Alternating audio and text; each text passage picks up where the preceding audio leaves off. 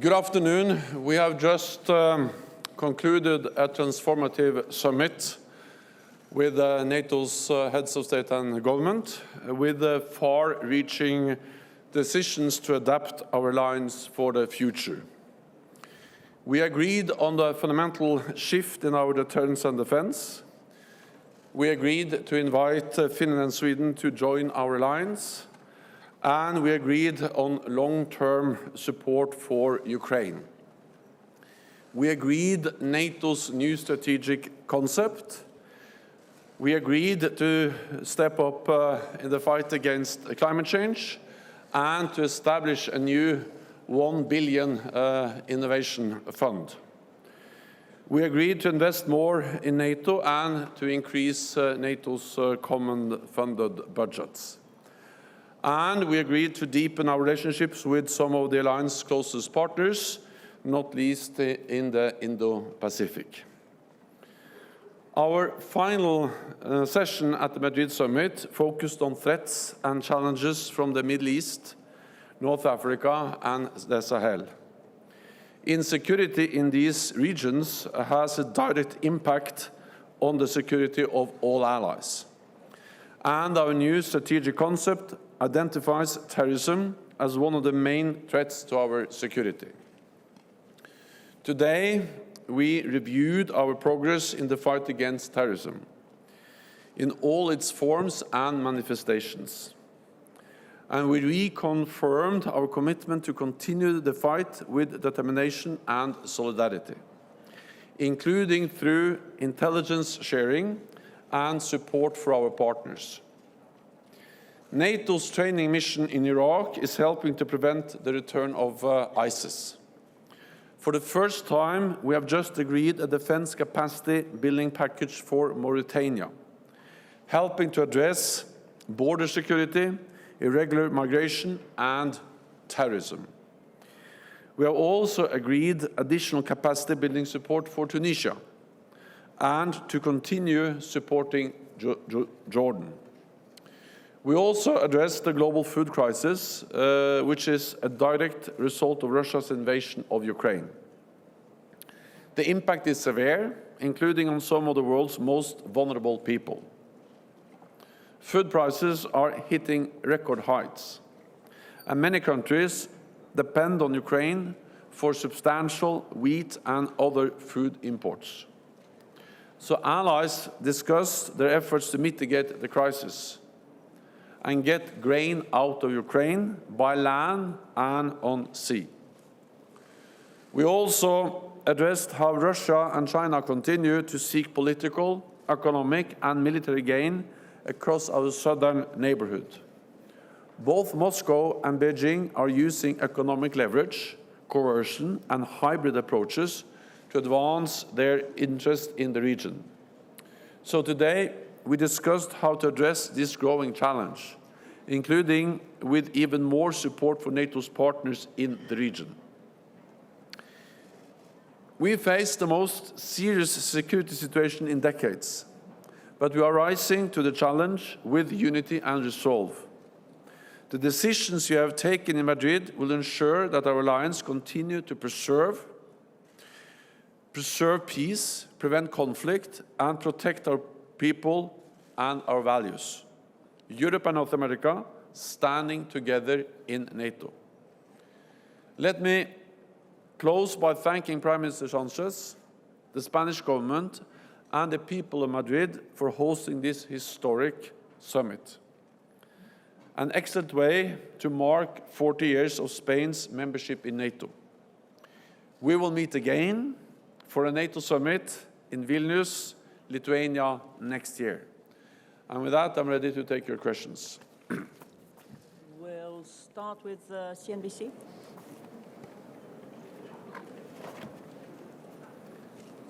Secretary General Hadley Gamble with CNBC News. Could I ask you to respond directly to the comments we heard overnight from Russian President Vladimir Putin? He essentially suggested that Sweden and Finland joining the alliance would require some kind of response from the Russian government. He said that if there were NATO weapon systems placed in those two countries, that would precipitate a direct response from his government. And could I also ask you to respond directly to him And when he says that at this point, Ukraine should surrender completely and all he wants is the Donbass region.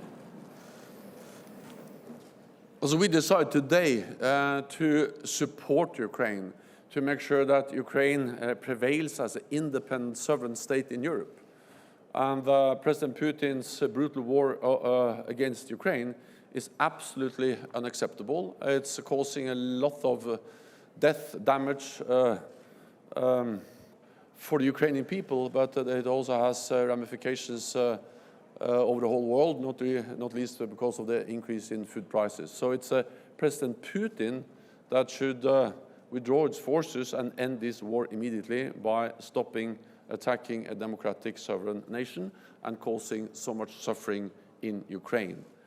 When it comes to Finland and Sweden are sovereign nations, and they have the right to choose their own path and to join NATO. We have welcomed them into our alliance, and we are, of course, prepared for any eventuality.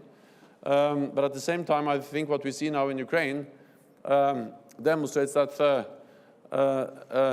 Russia is now fully focused on that war, and therefore also we have also taken note of the messages from Moscow, actually, that it doesn't change so much that Finland and Sweden are joining the alliance. Well, they have communicated different messages from Moscow on that issue. The most important thing for us is that Finland and Sweden will become members of the alliance. We are there to protect all allies, and of course also Finland and Sweden, and we are prepared for all eventualities. Okay. We'll go to Swedish radio. Jan Andersson, Sveriges Radio. Now you will apparently have another two member states, Sweden and Finland. What kind of challenges will you have in terms of unity? You have a lot of differences in way of these groups of member states. We're talking about economics, politics, and military power. And the second question, if I may, when will you sign the accession protocol? Thank you. The political decision, the real decision to invite Finland and Sweden to join NATO was taken at this summit yesterday. So that decision has been taken, and then we will do the formal signing of the accession protocol on Tuesday with the presence of the Swedish and Finnish foreign ministers. But the reality, the decision has been decided already with the political decision by all the leaders yesterday at this Madrid summit. Then I think on the question of unity, I think that sometimes it's easy to, in a way, confuse two very different things. NATO has never been and will never become a monolithic organization where 30 and soon 32 allies agree on every issue. We are 32 different countries with different political parties in government and different culture, different history, different geography from both sides of the Atlantic. So you will always find differences. And for me, that's not a weakness. That's just an expression of the strength of NATO, that we are democratic nations with a variety of different opinions on many issues. So if you define unity as a monolithic organization, we will never be that. But if you define unity as something completely different, that, well, we are different, but we are able to unite and stand together on the core issues to protect and defend each other, then we have actually demonstrated unity and resolve at this summit, as we have done for more than 70 years. Providing the security, preserving peace, preventing war, and sending a clear message to any potential adversary that we are there to protect and defend all allies. And as long as that is credible, which it is in NATO, then no ally will be attacked. NATO's main purpose is to prevent war by having credible deterrence. Okay. DPA. Ansgar Hase, German press agency, DPA. Secretary General, you said that leaders agreed to invest more in NATO and to increase common funding. Can you please tell us by what percentage NATO will increase its common funding budgets? And the second question, if I may, do you support the idea of bringing Western main battle tanks to Ukraine? Thank you. We support the idea of bringing a lot of advanced equipment, including also Western modern equipment, many different types of equipment. You have seen announcements, and there was a new announcement at this summit. So, and actually NATO now has a task to help Ukraine transition from old Soviet-era equipment to modern NATO standard equipment. And of course, we are not a list of equipments we rule out or exclude from that. Ukraine needs a wide range of modern, heavy NATO standard equipment, and that's a message also from this summit. Then, on common funding, we are following up on the decision we made in principle last year that we need to invest more together. Because in a more dangerous world, we need to strengthen what we do together in NATO. And we have decided a trajectory for common funding up to 2030. The specific figures will be decided in the yearly or annual budgets. What I can say is that the agreement we have reached today represents a considerable, significant increase in NATO's common funded budgets. And that will enable us to invest more together in pre-positioned equipment, in hardened shelters, in infrastructure, and to ensure that we can plug and play capabilities together in NATO, also with more command and control, and also to provide more support to our partners, and also to have more exercises. So it is a significant, considerable increase in NATO's common funded budget, and an agreed trajectory towards 2030. Okay. ABC. Thank you, Secretary General. Esteban Villarejo from Spanish newspaper ABC. First of all, could you give us more impressions about the Spanish organization of the summit as a hosted nation? And secondly, could you clarify if NATO's position regarding Ceuta and Melilla, the two autonomous cities of Spain, has changed anything after the new strategic concept? Above all, regarding to the Article 5. Thank you very much. The hosting by the Spanish government of this summit has been perfect, impeccable, excellent. And all allies expressed their gratitude to Spain for hosting us in Madrid, a beautiful city, at the Royal Palace and at the Prado Museum. And then at this conference here, where all the facilities have been in place, and actually provided the best possible framework for a historic NATO summit. A summit that has taken transformative decisions for our alliance. We have the new Madrid NATO strategic concept, and we have all the other decisions. So we are extremely grateful to the Spanish government, to Pedro Sanchez, the Prime Minister, and the people of Madrid in the way you have hosted us. And also, I think it demonstrates that Spain is really a highly valued and important NATO ally, and it's a very good way for Spain to celebrate, to mark the 40th anniversary of your membership. On which territories NATO protects and South Melilla, well, NATO is there to protect all allies against any threat. At the end of the day, there will always be a political decision to invoke Article 5, but rest assured, NATO is there to protect and defend all allies. Politico. Thanks very much. David Herzenhorn with Politico Europe. Secretary General, throughout the summit and in the strategic concept, we hear echoes of the Cold War. But of course, the nuclear non-proliferation architecture has fallen away. We have unprecedented numbers of troops on the eastern flank, a hot war, not a cold war, in Ukraine. Has the world entered an era that is even more dangerous than the Cold War? And based on your discussions with leaders, do you have a sense that there's consensus and unity around what are the red lines that Russia must not cross to avoid a direct conflict with NATO? We live in a more dangerous world, and we live in a more unpredictable world, and we live in a world where we have actually hot war going on in Europe, with the large-scale military operations we haven't seen in Europe since the Second World War. And of course, this is imposing suffering on the Ukrainian people, and we see it every day, and we pay tribute to their courage, to their bravery, and we also convey that message to President Zelensky when he addressed the summit. At the same time, we also know that this can get worse, because if this becomes a full-scale war between Russia and NATO, then we'll see suffering, damage, death, destruction at a scale which is much, much worse than what we see in Ukraine today. And therefore, NATO fundamentally has two tasks.